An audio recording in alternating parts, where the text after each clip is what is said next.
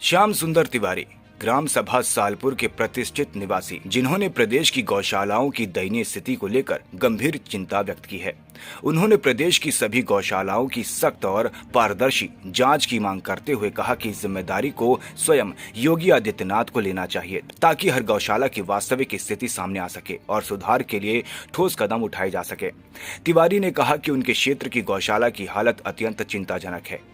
यहाँ न तो बिजली की समुचित व्यवस्था है, न स्वच्छ पानी की उपलब्धता और न ही उचित रास्तों की सुविधा।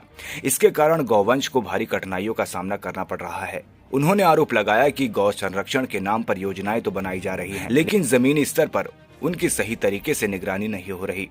उन्होंने ये भी कहा कि गौशालाओं में रहने वाले पशुओं को स्वच्छ पेयजल, पौष्टिक चारा और नियमित चिकित्सा सुविधा उपलब्ध कराई जानी चाहिए। यदि इन मूलभूत आवश्यकताओं की अनदेखी होती है तो गौ संरक्षण का उद्देश्य अधूरा रह जाएगा। तिवारी ने मांग की कि संबंधित अधिकारियों की जवाबदेही तय की जाए और दोषी पाए जाने पर सख्त कार्रवाई की जाए। ग्राम सभा सालपुर के सैकड़ों ग्रामीणों ने भी तिवारी की इस मांग का समर्थन किया है। ग्रामीणों का कहना है कि यदि मुख्यमंत्री स्वयं निरीक्षण करेंगे तो न केवल अधिकारियों में जवाबदेही बढ़ेगी, बल्कि व्यवस्था में पारदर्शिता भी आएगी। नमस्कार, मैं जितेंद्र पांडे उत्तर प्रदेश राज्य के गोंडा जिला से इस समय पहुंच चुके हैं उत्तर प्रदेश राज्य के अंतर्गत गोंडा जिला में ग्राम सभा सालपुर में। तो यहाँ पे उपस्थित हैं हमारे श्याम सुंदर तिवारी जी। ये सभी देशवासियों को सबसे पहली चीज़ तो ये होली का शुभकामनाएं देना चाहते हैं और आइए हम इनसे मुलाकात करते हैं। स्वागत है आपका हमारे चैनल में। नमस्कार, मैं सभी देशवासियों को अपने खाटू श्याम महिला स्वयं सहायता समूह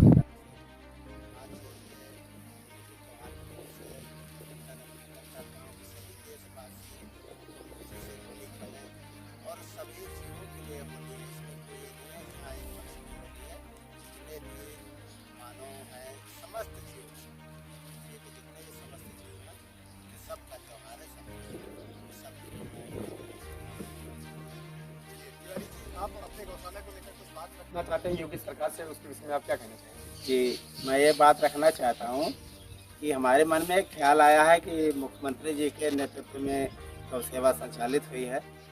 तो द्वापर और त्रेता में तो भगवान के पास में स्वर्ण विमान हुआ करते थे चलने के लिए, जहाँ चाहे वहाँ पहुँच सकते थे। तो आज के भी डेट में हमारे लोकप्रिय मुख्यमंत्री योगी आदित्यनाथ जी महाराज जी के पास भी हेलीकॉप्टर है जी। तो हमें चाहेंगे कि जितनी भी गौ आश्रय इनके द्वारा संचालित हुई है, कैसे गौपालक लोग गौ सेवा करते हैं, इनको स्वयं एक बार निरीक्षण स्वयं करना चाहिए। हर जितने भी गौ आश्रय केंद्र हैं वहाँ अधिकारी को न भेजा जाए कि नोडल अधिकारी को भेज दिया गया, BDO साहब को भेज दिया गया, DM साहब को भेज दिया गया। ऐसा नहीं, ये तो ड्यूटी करते हैं, अपनी सर्विस करेंगे। आप एक संत हैं तो आप स्वयं एक बार गौ आश्रय केंद्र पर पहुँच के हेलीकॉप्टर उतारो और देखिए। तो अगर गौपालक कितना भी वहाँ चेंज कर डालेगा, लेकिन कुछ ना कुछ गौ माता बता देंगे कि हमारे साथ कैसा हो रहा है। तो मैं मुख्यमंत्री जी से हाथ जोड़ के भी निवेदन करूँगा कि वो जितना भी गौ आश्रय केंद्र उनका संचालित है वो किसी अधिकारी के भरोसे ना रहें। हाँ, एक बार हेलीकॉप्टर, अब तो उनको मिनटों मिनट हवाई जहाज है, जहाँ चाहे पहुँच सकते हैं। और गौ आश्रय केंद्र पहुँचते ही गौ माता खुद उनसे वचन करेंगी, क्योंकि उन्हीं के नेतृत्व में गौ आश्रय संचालित हुआ है। तो उनको बताएंगे जरूर कि गौपालक लोग हमारे साथ कैसा व्यवहार कर रहे हैं। तो ये हमारा बहुत बड़ा उद्देश्य है कि हम चाहेंगे महाराज जी से कि सभी गौ आश्रय केंद्र का स्वयं निरीक्षण करें, तो बहुत बड़ी महान कृपा होगी। और कुछ कहना चाहेंगे आप गौ सेवा को लेकर के? हाँ, गौ सेवा को लेकर कहना चाहेंगे कि हमारे यहाँ का बाउंड्री वाल बना दिया जाए। अब भूसा का सीजन आ रहा है, भूसा रखने की हमारे पास व्यवस्था है। भूसा मंगवाए तो कहाँ रख दें, बाहर रख देंगे, सब भीग जाएगा। आपके पास में भूसा गोदाम नहीं है? हाँ, भूसा अगर रखेंगे आपको तो बरसात में दिक्कत भी आती है। बहुत दिक्कत आती है। आगे भी कई बार कई लाखों रुपए का भूसा बर्बाद हो गया है। अब तरपाल ला के डालते हैं। तो सरकार से कहेंगे हम कि यहाँ बाउंड्री बना दिया जाए, भूसा गोदाम बना दिया जाए, चलने की व्यवस्था बना दिया जाए, ताकि ज़्यादा से ज़्यादा हम गौ सेवा करने में सक्षम रहें। अच्छा, यहाँ का रास्ता जो मैंने यहाँ पे रास्ता देखा है, रास्ता भी कोई कामयाब? रास्ता बहुत डैमेज है। बरसात में भी भूसा लेके आ नहीं पाते हैं, बड़ी समस्या हो जाती है। तो विभाग से कहते हैं और सरकार की गौशाला है, अधिकारी आते जाते हैं, वो भी अब हम कितना उनको चिल्लाते रहे अपना कि हाँ साहब ये करवा दो। साहब आते हैं तो उनको भी चाहिए कि हाँ ये सरकार की गौशाला है हम खुद भी इसका ध्यान रखें और करवा दें, लेकिन होता नहीं है। अब देख रहे हैं, इसीलिए तो हम कहना चाह रहे हैं मुख्यमंत्री जी को कि एक बार खुद आके आश्रय पे आएँ। तो कहीं बहुत तगड़ा बजट चल रहा है, तो एक बार गौ माता से आके हालचाल तो पूछ ही लें, क्योंकि वो मुख्यमंत्री बाद में हुए हैं, पहले वो संत हैं।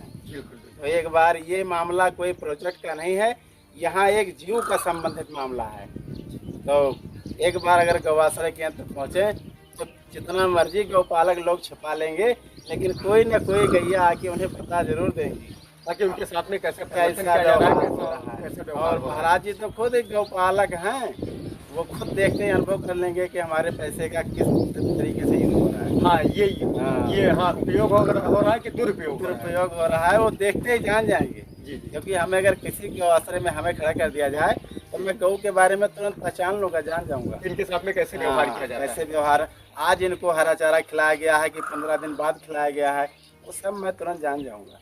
तो महाराज जी तो तुरंत वो पहले संत हैं, मैं इतना कह के बहुत बोल दिया, वो संत हैं, सब कुछ जानते हैं। जी। हाँ, तो एक बार जरूर गौआश्रय केंद्र को अपना चरण पधारें, और इसी में गौ माता का भी और हम सबका उनका दर्शन भी हो जाएगा। अच्छा, आपका कहना है कि जो योगी बाबा है, मुख्यमंत्री बाद में है, पहले वो एक हृदय से संत हैं, तो हर एक इंसान या जानवर का हृदय को समझते हैं और उनकी भाषा समझते हैं। बिल्कुल जी। वो हर जीव से उनका संबंध है, क्योंकि उन्होंने तप किया है। बहुत मुख्यमंत्री बैठे उस कुर्सी पे, लेकिन जब कोई पक्का लंगोटीधारी बैठा है, लंगोटी का पक्का, तब गौ माता को न्याय मिला, राम मंदिर बन गया, गरीबों को सम्मान मिला, महिलाओं को सम्मान मिला। और वहाँ नाड़ा वाला कोई नहीं बैठा, लंगोटी वाला बैठा है, तब सब कुछ हो रहा है और सब कुछ अच्छा हो जाएगा।